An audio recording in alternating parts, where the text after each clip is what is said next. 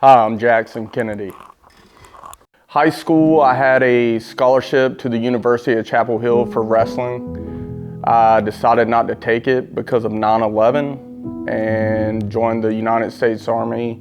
2007, we land in Iraq. We immediately start going out on missions, and as you know, a gunner was to protect the guys in a convoy, dismount, engage the enemy, but you never put into the equation kids, women, even animals.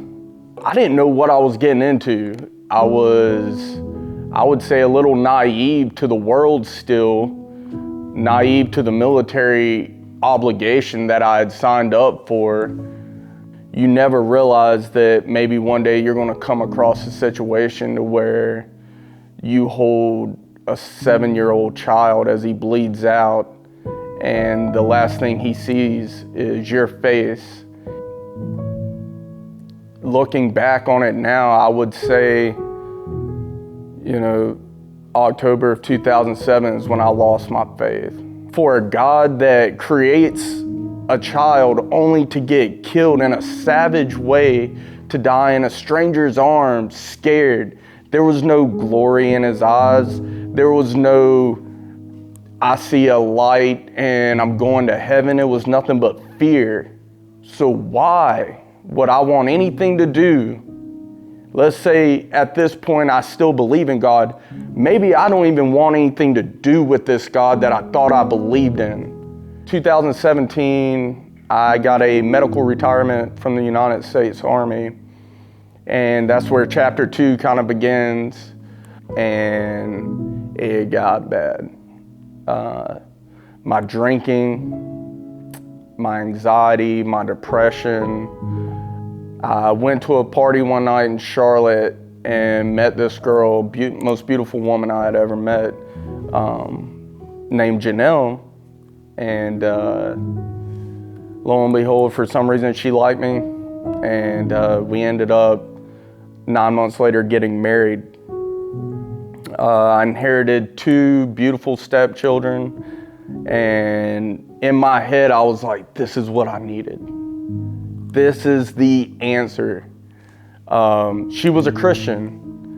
Her mom's a devoted Christian. And I was very truthful with the way I felt about Christianity, God, religion, whatever case you want to put it in and wrap it. I was like, I really don't care.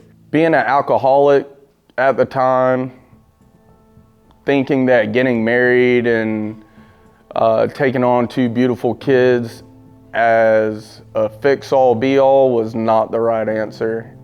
For my wife, she's like, this isn't for me. I didn't sign up for this. This isn't fair to my kids. It's not fair to me.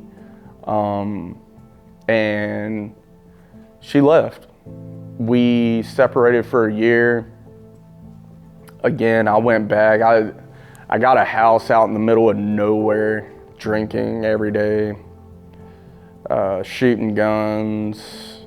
A lot of it may sound fun in a controlled environment with sober people, but running around on a 4-wheeler with a 5th of Jack Daniels, blasting off rounds and blowing up Tannerite, and you have people that you invite over, and sometimes people would leave scared. I was laying in bed one night and my body started to shake, and I thought I was having a heart attack, and it scared me really bad physically. So I got in my truck and I drove to the hospital. The lady at the front desk, I remember just looking at her and my hands were shaking, my eyes were bloodshot. And I was like, ma'am, I've been drinking nonstop other than passing out here and there for the last 6 days. And I think my body's shutting down and I'm dying. They helped me get through the withdrawals. It took about a week and a half before I started to feel somewhat normal. What's crazy is I still wasn't searching God But at that point, looking back now, and I get chill bumps thinking about it, he started working on me. I get a text message from my wife, and she was like, yeah, I had a dream about you last night, and you were hurt. And I can't get it out of my mind, and I just want to make sure you're okay. And it was the first time we had mutual, nice dialogue in over a year. We started to rebuild our relationship off of new pillars, and still not the right ones because I still wasn't saved at the time. She goes, Jackson, if we're gonna be a family again, because you're proven as a man you've changed. As a man, you know, you're moving in the right direction and you want to do what's right. She's like, we have to go to church. Why don't we go to Life Point? It's right down the street from where we live. You know, she's like, okay, let's do it.